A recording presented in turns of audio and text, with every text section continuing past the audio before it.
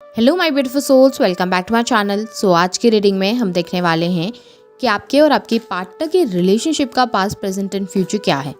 Past में आप लोगों की एनर्जीज कैसी थी एक दूसरे को लेकर, प्रेजेंट में कैसी है और इन फ्यूचर में आपके पार्टनर की तरफ से आप लोगों के लिए क्या एक्शंस हो सकते हैं और इस रिलेशनशिप का फ्यूचर क्या हो सकता है एक दूसरे के साथ। रीडिंग जनरल रहेगी, आप लोगों के साथ जितना रेजोनेट कर पाएगी आप उतना रखिए, जितना रेजोनेट नहीं करता है उसे जाने दीजिए। मेल एंड फीमेल सभी के लिए और सारे ही साइंस के लिए रीडिंग है।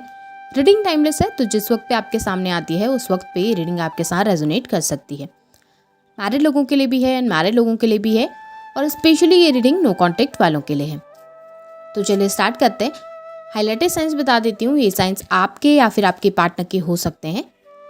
आप लोग एयर साइन के हो सकते हैं, Gemini, Libra, Aquarius. Earth sign के हो सकते हैं, Taurus, Virgo, Capricorn. Water sign के भी हो सकते हैं, कैंसर, स्कॉर्पियो, पाइसिस। यहाँ पर पे फायर साइन निकल के नहीं आया। फायर साइन में मुझे यहाँ पे सजिटेरियस की एनर्जी स्ट्रॉन्ग दिखाई दे रही है। बाकी एनर्जीज निकल कर नहीं आई है, निकल कर आएंगी तो मैं आपको डेफिनेटली बता दूंगी। यहाँ पर पे नंबर्स अगर मैं आप लोगों के लिए देखूँ तो मुझे 9 नंबर इंपॉर्टेंट दिखाई दे रहा है। आप लोगों के लिए सितंबर मंथ इंपॉर्टेंट हो सकता है। 7 नंबर आप लोगों के लिए इंपॉर्टेंट हो सकता है। जुलाई मंथ इंपॉर्टेंट हो सकता है आप लोगों के लिए। 10 नंबर अक्टूबर मंथ की एनर्जीज मुझे यहाँ पर पे स्ट्रॉन्ग दिखाई दे रही है। यहाँ पर पे मुझे 3 नंबर की एनर्जी भी स्ट्रॉन्ग दिखाई दे रही है। मार्च मंथ भी स्ट्रॉन्ग हो सकता है। नंबर 2 आप लोगों के लिए इंपॉर्टेंट हो सकता है। फैब मंथ भी इंपॉर्टेंट हो सकता है। और यहाँ पे फायर साइन भी निकल कर आ गया है, एरीज, लियो, सजिटेरियस। तो साइंस यहाँ पे सारे ही हो गए हैं। लिब्रा की और टॉरस की एनर्जी भी बहुत ज़्यादा स्ट्रॉन्ग मुझे यहाँ पर दिखाई दे रही है। तो चलिए स्टार्ट कर लेते हैं, देख लेते हैं क्या है एनर्जीज आप लोगों की रिलेशनशिप की। सबसे पहले पास्ट की एनर्जीज को देख ले। पास्ट की एनर्जीज में अगर मैं देखूँ ना तो मुझे आप दोनों के बीच में स्ट्रांगली नज़र आ रहा है कि आपके पार्टनर का ना माइंड बहुत जगह पर डाइवर्टेड था। ऐसा दिखाई दे रहा है कि आप लोगों के रिलेशनशिप में कोई थर्ड पार्टी सिचुएशन रही है, बहुत स्ट्रांगली थर्ड पार्टी सिचुएशन रही है। कोई तीसरा पर्सन आप दोनों के बीच में इन्वॉल्व था, जिसकी वजह से आपके पार्टनर आपसे हमेशा डिस्टेंस क्रिएट करते रहते थे, जिसकी वजह से आपके पार्टनर ने हमेशा आपको कोल्ड फील कराया है, आइसोलेटेड फील कराया है। कुछ इस तरीके की एनर्जीज आपको दी हैं जिसमें आपको इस रिलेशनशिप में काफ़ी ज़्यादा आइसोलेटेड फील होता था। यहाँ पर मुझे ऐसा दिखाई दे रहा है कि इस रिलेशनशिप में ना उनका माइंड बहुत सारी जगहों पर लगा हुआ था। अब यहाँ पर कोई थर्ड पार्टी नहीं थी आप लोगों के बीच में इन्वॉल्व, तो हो सकता है कि आपके पार्टनर की वर्क प्लेस में चीज़ें ऐसी थी या वो अपने कैरियर को लेकर या आपको लेकर बहुत ज़्यादा कंफ्यूज थे, जिसकी वजह से उन्होंने आपके लिए स्टैंड नहीं लिया। बट यहाँ पे मुझे दिखाई दे रहा है कि वो ना एक जगह पर स्टेबल नहीं थे, आपकी तरफ पे वो बहुत ज़्यादा नहीं थे। यहाँ पर ऐसा दिखाई दे रहा है आपके साथ साथ उनकी लाइफ में और भी परेशानियाँ थी या फिर और भी टेंशन थी जिनके बारे में वो सोच रहे थे, या फिर और भी चीज़ें और भी लोग थे जहाँ पर पे वो इन्वॉल्व थे। यहाँ पर पे अगर मैं देखूँ ना रीसेंट सिचुएशन में भी मुझे यही दिखाई दे रहा है कि किसी तीसरे पर्सन की वजह से, किसी तीसरी चीज़ की वजह से आप दोनों के बीच में टावर मूवमेंट आ रहा है, आप दोनों के बीच में प्रॉब्लम आ रही है।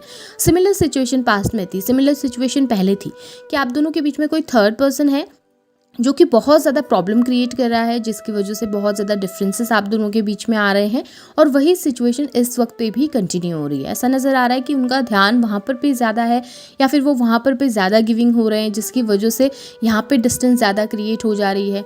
आपने बहुत ट्राई किया, ऐसा नहीं है कि ट्राई नहीं किया, डेफिनेटली यहाँ पे दिखाई दे रहा है कि आपने काफ़ी कोशिश की है चीज़ों को स्टेबल करने की, या अपनी तरफ से काफ़ी कोशिश की है कम्युनिकेशन बिल्ड करने की, या फिर अगर कोई मिसअंडरस्टैंडिंग हो भी गई है तो उसको दूर करने की भी आपने कोशिश की है। लेकिन इस वक्त पे ना उनका माइंडसेट कुछ इस तरीके का हो गया है जहाँ पर पे वो रेडी नहीं है काफ़ी चीज़ों के लिए, जहाँ पर पे वो रेडी नहीं है काफ़ी चीज़ों को देखने के लिए। इस वक्त पे उन्हें बस अपनी ही पार्ट को सही समझना है। उनको अभी इस वक्त अपनी ही पार्ट को वो ज़्यादा वैल्यू कर पा रहे हैं या फिर अपने ही लोगों को ज़्यादा वैल्यू कर पा रहे हैं, जिसकी वजह से आप लोगों के बीच में बहुत डिस्टेंस क्रिएट हुआ है। पास की एनर्जीज़ में भी मुझे दिखाई दे रहा है कि आप बहुत परेशान रहे हो इस रिलेशनशिप के लिए, काफ़ी ज़्यादा परेशान। यहाँ पे ऐसी एनर्जीज़ भी हैं जहाँ पर पे आप काफ़ी टाइम तक ऐसा नज़र आ रहा है कि रातों को अच्छे से सो भी नहीं पाते थे, बहुत ज़्यादा प्रॉब्लम और टेंशन में रहते थे। खुद को ही ब्लेम करने की एनर्जीज़ भी बहुत ज़्यादा हैं कि आपने पास्ट में खुद को भी बहुत ज़्यादा ब्लेम किया है चीज़ों के लिए। आपको लगने लगा कि ठीक है, ये सिचुएशन शायद मेरी वजह से क्रिएट हुई है, शायद प्रॉब्लम मेरे अंदर है। तो एक तरीके की ऐसी एनर्जी जहाँ पर पे आप सेल्फ डाउट की एनर्जी में चले गए, जहाँ पर आप बहुत ज़्यादा सेल्फ डाउट खुद के अंदर करने लगे कि ठीक है, प्रॉब्लम मेरे अंदर है, शायद इस वजह से मेरे साथ ऐसा हुआ।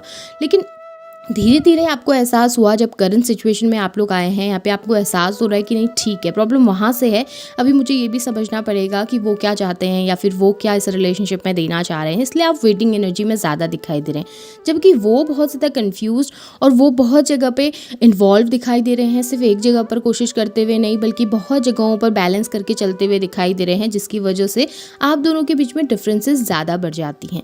करंट सिचुएशन में भी ऐसा दिखाई दे रहा है कि उस थर्ड पार्टी के द्वारा ना, वैसे तो आप दोनों के बीच में प्रॉब्लम डिफरेंसेस हैं ही, बट उस थर्ड पार्टी की इन्वॉल्वमेंट की वजह से और ज़्यादा क्रिएट हो जाती हैं और ज़्यादा वो प्रॉब्लम्स बढ़ जाती हैं।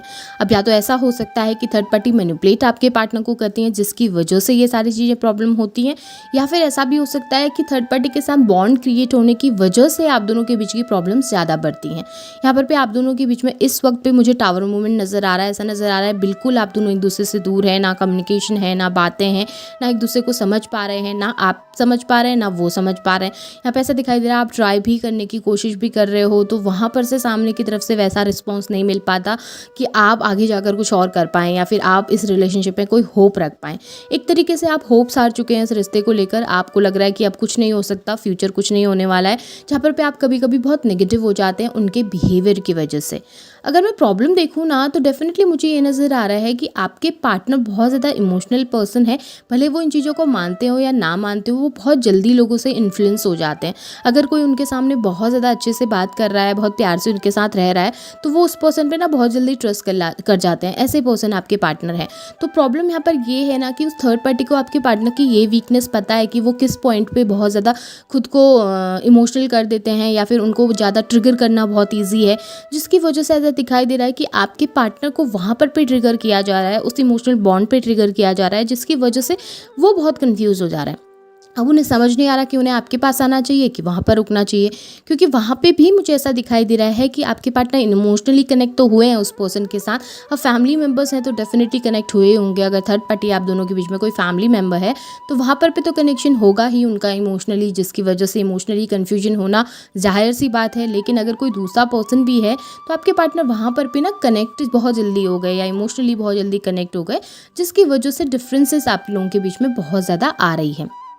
अब मैं देखूं दिल और दिमाग में क्या है, तो मुझे ऐसा दिखाई दे रहा है ना कि आपके पार्टनर के दिल में अगर मैं देखूं तो मुझे डेफिनेटली नज़र आ रहा है इमोशन है। वो चाहते हैं चीज़ें फिर से सही हो सकें, वो अंडरस्टैंडिंग आप दोनों के बीच में क्रिएट करना चाहते हैं। वो चाहते हैं कि जो भी डिफरेंसेस, जो भी प्रॉब्लम्स आप दोनों के बीच में आई हैं वो सॉर्ट आउट हो जाएं और आप दोनों एक दूसरे के साथ रह सकें। वो चीज़ों को सही करना चाहते हैं, उनके दिल में आपके लिए इमोशन है। ऐसा नहीं है कि वो बिल्कुल इमोशनल लेस हैं या आपके लिए कुछ भी नहीं सोचते हैं, डेफिनेटली सोचते हैं आपके लिए, बहुत इमोशनल भी होते हैं आपके लिए। लेकिन प्रॉब्लम क्या है, दिमाग में बहुत सारी चीज़ें भरी हुई है, दिमाग में सिर्फ एक चीज़ को लेकर आगे नहीं बढ़ पा रहे हैं, दिमाग में बहुत कन्फ्यूजन है, जहाँ पर एक टाइम पर दो सिचुएशंस के बारे में, तीन सिचुएशन के बारे में सोच रहे हैं, जिसकी वजह से कन्फ्यूजन्स को ज़्यादा बढ़ा रहे हैं। दिमाग में ऐसा दिखाई दे रहा है क्लियरिटी नहीं है, दो रास्ते दिख रहे हैं जहाँ पर इनको आगे बढ़ना है। अब इनको समझ नहीं आ रहा कि इनको किस रास्ते पे आगे बढ़ना चाहिए, जिसकी वजह से परेशानियां बहुत ज़्यादा बढ़ रही हैं। ऐसा नज़र आ रहा है कि इनका दिल कुछ और चाहता है, इनका दिमाग कुछ और चाहता है और दोनों के बीच में इतनी ज़्यादा कन्फ्यूजन बढ़ जाती है कि ये समझ ही नहीं पा रहे कि इनको किस रास्ते पे आगे बढ़ना चाहिए या फिर इन्होंने क्या करना चाहिए। एक तरीके से लीडिंग एनर्जी इनके अंदर नहीं है, या फिर कहूँ कि एक तरीके से खुद के फैसले लेने की एनर्जीज इनके अंदर नहीं दिखाई दे रही, जहाँ पर ये ओपन अप होकर अपने फैसले ले सके। बहुत ज़्यादा कंफ्यूज्ड मुझे इस वक्त पे ये पर्सन दिखाई दे रहे हैं, जहाँ पर ये पर्सन इस वक्त पे समझ ही नहीं पा रहे कि इन्होंने करना क्या है। बहुत ज़्यादा प्रॉब्लम्स है, चाहते हैं, इमोशन है आपके लिए, ऐसा नहीं है कि बिल्कुल इमोशन खत्म हो गए, इमोशन डेफिनेटली है, पर उन चीज़ों को ना जो इनकी लाइफ में चल रही है थर्ड पार्टी के साथ, उन चीज़ों की वजह से आपके लिए स्टेप ले पाना इस वक्त पे मुश्किल है। बट अगर मैं फ्यूचर की एनर्जीज देखूँ ना, तो फ्यूचर में मुझे आपके पार्टनर की तरफ से एक स्ट्रॉन्ग डिसीजन आता हुआ नज़र आ रहा है, एक ऐसा डिसीजन जो आपके पार्टनर बहुत ज़्यादा मैच्योरली लेंगे।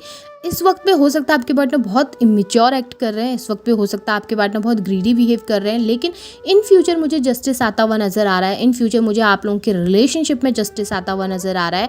इंसाफ होगा, जहाँ पर पे जो चीज़ें जो इंसान डिजर्व करता है उसको वो चीज़ें रिसीव होंगी। आपने अगर सच्चे दिल से प्यार किया, अगर आपने सच्चे दिल से इस रिलेशनशिप को निभाया है, तो डेफिनेटली आप जो चीज़ें डिजर्व करते हैं वो आपको ज़रूर मिलेंगी।